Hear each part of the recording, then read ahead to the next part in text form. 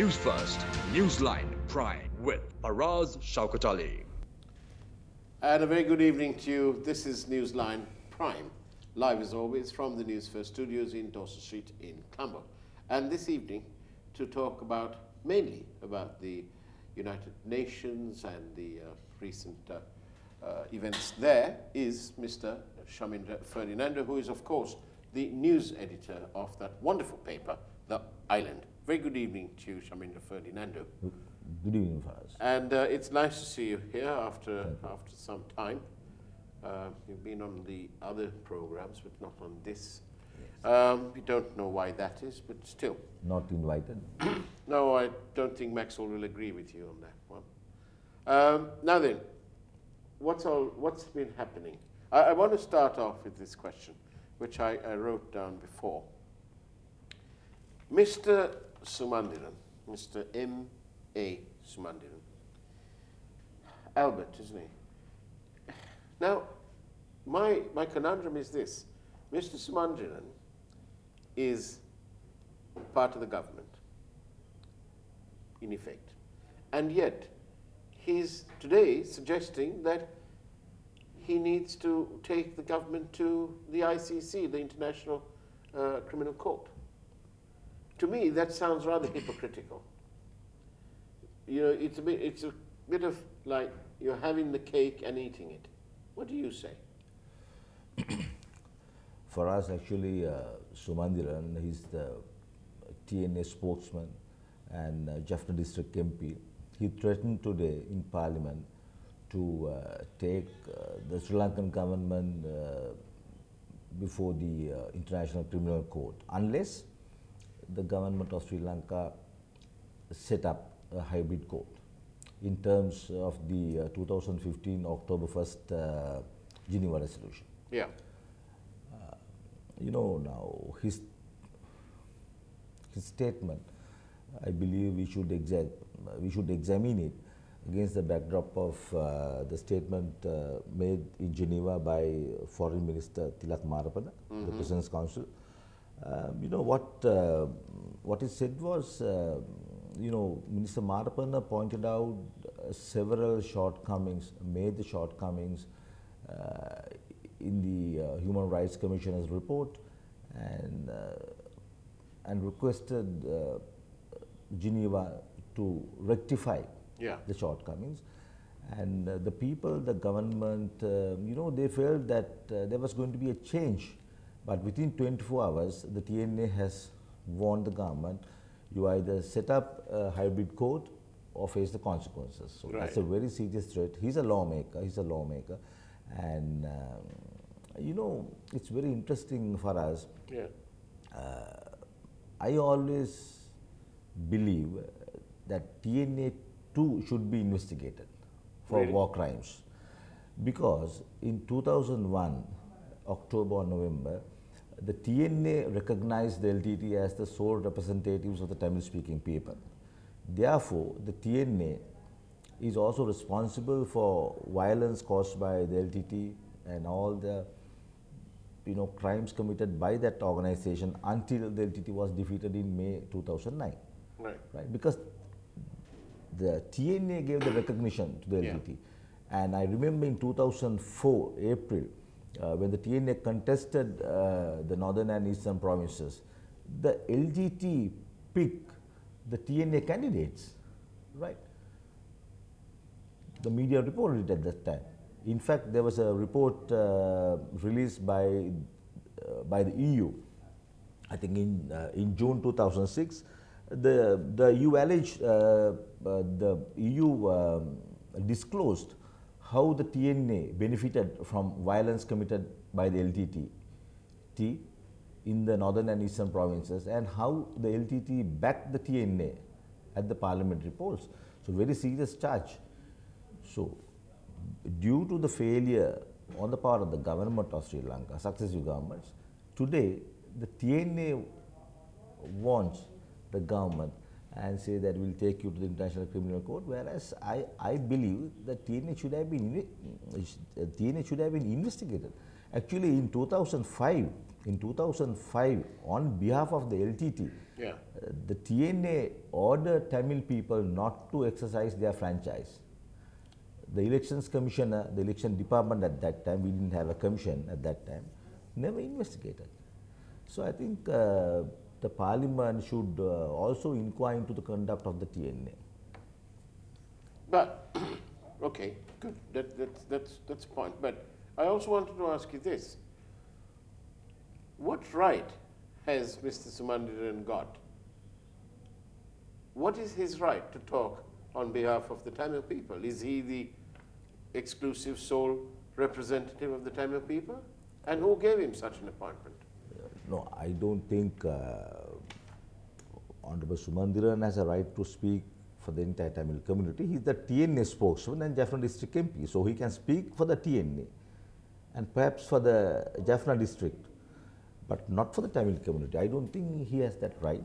I don't think the Tamil people will accept him as their spokesperson, because the LTT is responsible for, the number of Tamil people, the politicians, the ordinary people killed by the LTT.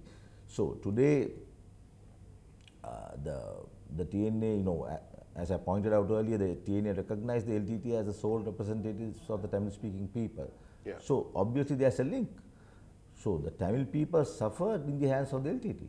How many people, Tamil people died? How many Tamil politicians? How many Muslim politicians? How Well, many? and also Thousands. how many innocent children, Civilians. for example? So I don't think the people accept the TNA as the spokesman for the entire community. That's wrong. That's wrong. But Mr. Sumandiran seems to think that he has some right, God-given maybe, I don't know, but he appears to think that that's what it is.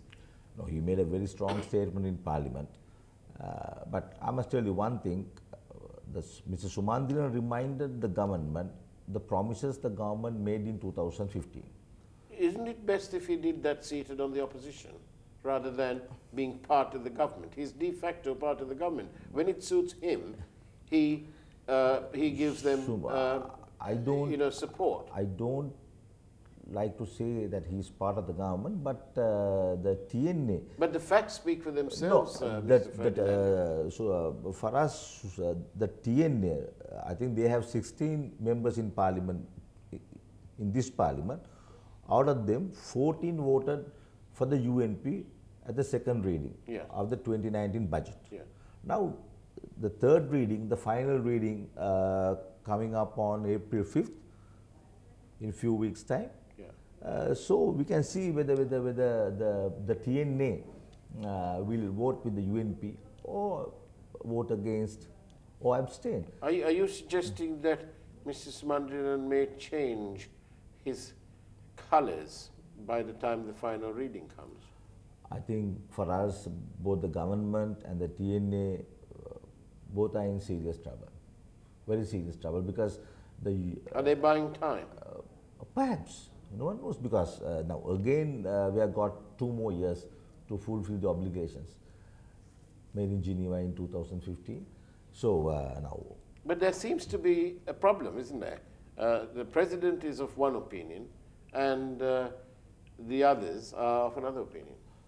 For us, I think about 2 weeks back, I think 6th of March, President Sirisena announced that he was going to send a separate delegation to Geneva. Then subsequently there was talks between the President and the UNP, and they decided to send a joint delegation under Honorable 2014 and 2015. With the change of government, the threat of foreign judges will be eliminated. But today, Sumandiran very clearly said, not only judges, according to him, defense lawyers, in addition to judges, defense lawyers, prosecutors and investigators. So the full thing, right? It would be a laughing matter had it not been so serious. Because after all, on the one side, since 2015, the judiciary has been strengthened. It's much more independent than it was, right? And that fact is taken around the world and used by all sorts, including by the Prime Minister and Mr. Samaraveera and so on, that Sri Lanka, and then of course we have the independent commissions and so on. So on the one side, they're saying, look, our judiciary is pretty strong. Thank you very much. We can handle our stuff. But when it comes to this, it's all very partial, isn't it? There's no where's the impartiality? It's politics for us. It's politics because... Yes, but this politics isn't doing the people of the former conflict areas any good. If I was to ask you, Shamindra Ferdinando, what has this government, who promised so much, they promised an equitable lifestyle for all, a level playing field, for want of better words. Where are the houses, the most basic thing that these people need out there? Where are they? When somebody suggested some type of houses, Sumandaran said, no, we don't want it, the culture, you know, we need the toilets outside, the kitchen inside, all sorts of excuses. Then they said, no, we don't want them, we need bricks and mortar houses. These are all excuses. 4 years have gone by, those people are still waiting. Then they talk about raising taxes, you must raise the taxes. How on earth can you expect those people to even go to school? They have no homes to live in. For us, when the LTT battled the army west of the Kandijaf-Nahaya road, right, and they pushed the people right across the road towards the eastern coast, right? The TNA did not utter a word because the TNA, right throughout this period, represented the interests of the LTT, right? Because the TNA recognized the LTT as the sole representatives of the Tamil-speaking people. The LTT picked candidate for the TNA. So the nationalist was picked by the LTT, right? Until 2009, the TNA was part of the LTT. For some reason, the Sri Lankan Parliament and the election department did not take any action. Now recently, I think last week, the elections commissioner, the chairman of the National Elections Commission, Mr. Mahinda Deshapriya, he sacked a Pradeshya Sabha member who assaulted some cops, right? Here, a recognized political party, right, the former chief opposition, right, they work with the LTT. It was the TNA which ordered Tamil people not to vote in 2005. Why didn't they have an investigation against him? Former President Mahinda Rajapaksa's government failed. So why his government also tried to come. His government also tried to come to some sort of arrangement with these people, right? So therefore, they felt it was not good to. I mean, you know, that it would cause unnecessary problems. So therefore, they did not take action. It would upset the apple cart. Yes, certainly. Right. So let's talk about upsetting the apple cart after this short break. Don't go away. This is, after all, Newsline Prime. We'll be back after this short break. News First, Newsline Prime with Faraz Shaukat Ali. And welcome back to Newsline Prime. We're in conversation with Mr. Shamindra Ferdinando, the news editor of the Island newspaper. Now then, Mr. Shamindra Ferdinando, TNA, in short, what you've been saying is that the TNA was the political arm of the LTTE. 100%. You have no doubts about that. I mean, we have photographs. I mean, it's the public domain. You know, there's this photograph of Honorable Sammandan and senior LTT cadres seated together, including LTT intelligence personnel, pictures taken in Kilnochi, right? So, there's no doubt, I mean, obvious, because as I pointed out earlier, the European Union Election Observation Mission, after 2004 April parliamentary polls, directly allege the TNA benefited from LTT violence. For us, that's a very serious charge. I think the parliament should explain to the people why no action was taken. There was no inquiry. I mean, they inquired into various other matters. I just like to know, as a Sri Lankan, why TNA allowed to do this?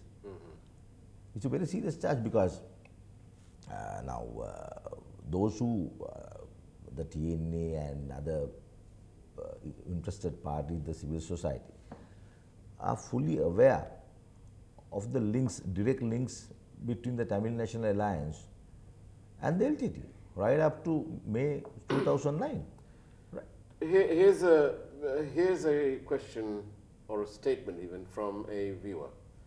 There are many Tamil leaders, the example, Ananda Sangari, Douglas Devananda, Siddhartha, Manu Ganeshan, Digambaram, Radhakrishnan, Tondaman, and so on.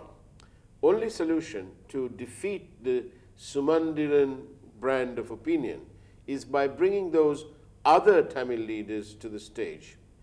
And it is apparently, according to our viewer, it is only the media that can organize this. This is one way to build other opinions against the LTT representatives. Yeah, I think he's right. But you must realize for us that the TNA is in a very influential, very powerful position because the UNP government depends on the TNA, right? As I pointed out earlier, 12th of March, the TNA voted with the UNP at the second reading of the budget. I'm 100% sure, although Sumantiran says that they'll resort to action, they will vote with the UNP on 5th of April too. There's Why? No, Why? No, because they want because the UNP depends on the TNA and the TNA depends on the UNP, as simple as that. Right? So is there, are you saying that I'm telling you today, I'm telling you, right, now although some people, reacted with surprise and all after Sumandiran declared that, Sumandiran very clearly said that there's an agreement between the government and the TNA about, and the, according to the Geneva resolution, that there's a, that they have to set up a hybrid code. Yeah. In June 2016, Mr. Sambanda's office sent me a statement and requested the island to carry it, and we carried it, where Sumandiran told a meeting in Washington in June 2016 that there was a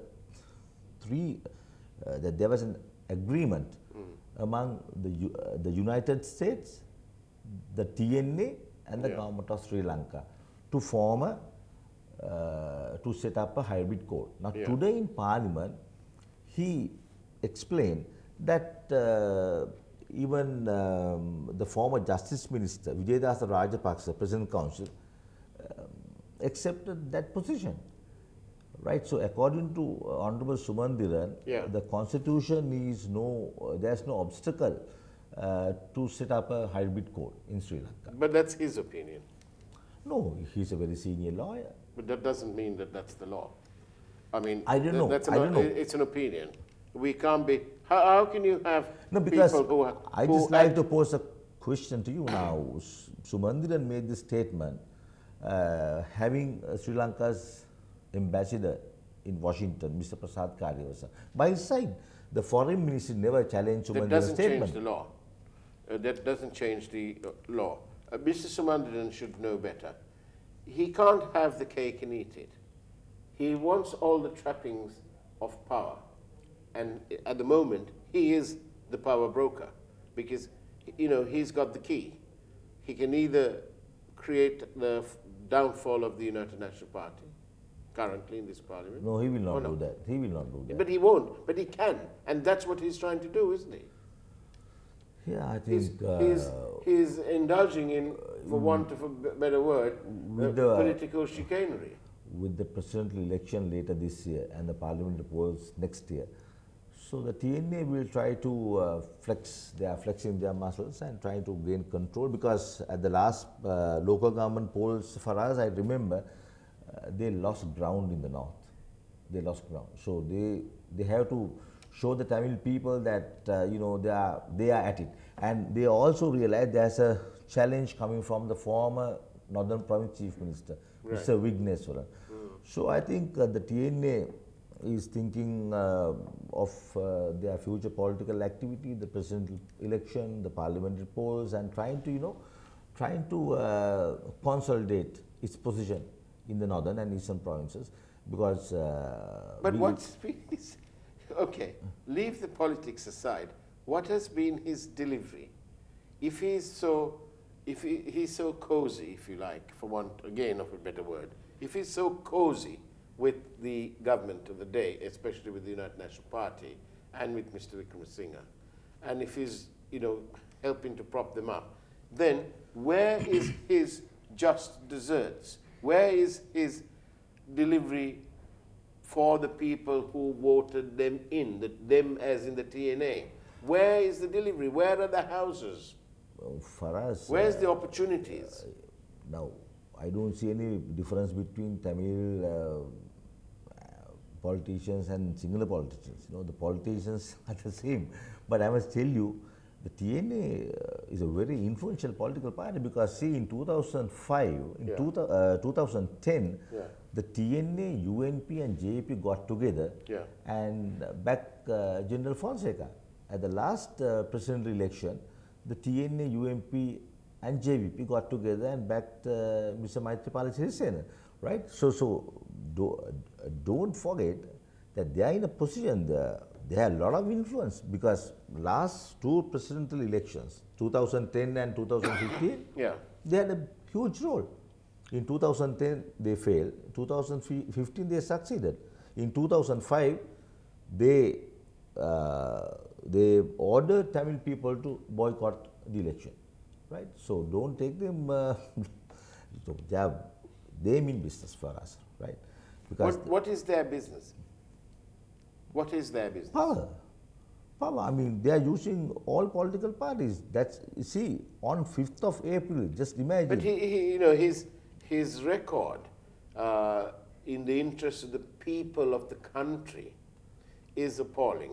For example, the Pressifac report and the Presidential Commission into the Bond report, it hasn't been debated in Parliament. And on one occasion, Faraz, you must understand that the TNA cannot upset the UNP, right? It's part of the it's part of the system. No, it's part of the system. That's why when President Sirisena sacked Mr. Wickremesinghe and appointed Mr.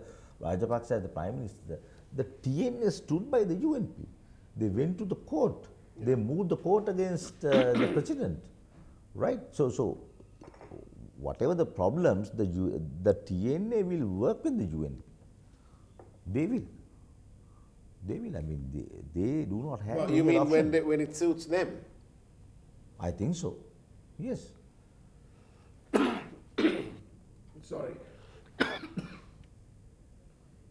Sorry. I'm even losing my voice over this. Are you saying that they'll only do it to remain in power? That's it. They don't care about what the people want. For us. I mean, surely, if you ask the average, I will give you a better example. In 2009, when the LTT pushed over 300,000 people to the eastern coast and used them as human shields, the TNA never issued a statement. The TNA never asked the LTT to release the people, right? Because the TNA felt whatever happens, even 100,000 people die, get caught in that battle, the TNA stood by its master, because it was the TNA which recognized the LTT as the sole representatives of the Tamil-speaking people until the day Prabhakaran died. On the banks of Nandigadal Lagoon, the LTT stood by the TNA stood by the LTT. That's the truth, right? Over 300,000 people. And today they are propping up the government. Yes. I mean, I told you earlier that they will vote with the UMP on 5th. They're propping up the government. Definitely. So Ranil Wickremesinghe and his party are beholden to the political arm of the LTT. Former. Yeah, okay. Former, right? But what do they say? You know, you can't change the stripes, right? So that's what you're saying. I'm saying for us that they should have been investigated. At least now they should inquire into the conduct of the TNA. But I have to put you back to the president then. The president said that, you know, you can't really investigate this, get to the bottom of this bond scam with this government in place. Yeah. So the same way, you won't be able to investigate the TNA because they're partners with the people who are wielding power. I agree. But at the same time, I must tell you for us that the president is aware that he received the TNA backing at the last presidential election. And if they really inquire into the bond scam, they'll have to probe the second bond scam. Then the SLAP will also get caught. Right. Well, it's been sorry. It's been startling. You saying that the TNA should be investigated. Yes. Even now, even at this late stage. Yeah, I mean, if the TNA demands an inquiry into the conduct of the armed forces, Yeah. as the political arm of the LTT, which dealt with the LTT, which worked very closely with the LTT, took orders from the LTT, I think they too should be investigated. Shamindra Ferdinando, it's been an absolute pleasure talking to you. Thank you very much for being on Newsline Prime. And that's the way it was on Newsline Prime. Thank you and take care. Have a great evening and a wonderful weekend ahead of you. God bless. News First, Newsline Prime with Faraz Shaukat Ali.